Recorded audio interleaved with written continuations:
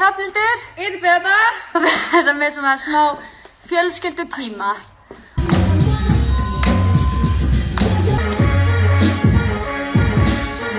Við ætlum bara að fara beint með ykkur í smá dans og við erum svolítið að hugsa sem þú veist að það sé foreldri eða barn eða systkini saman.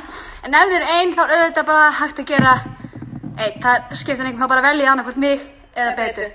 Upp með höndina og við ætlum að grípa í eitthvað band hérna og toga það niður. Toga það lengra niður. Þetta er geggjað. Sko, nota allt. Búm. Og rock, já. Skate. Svo förum við í rock. Og við rockum í þessa til vinstri.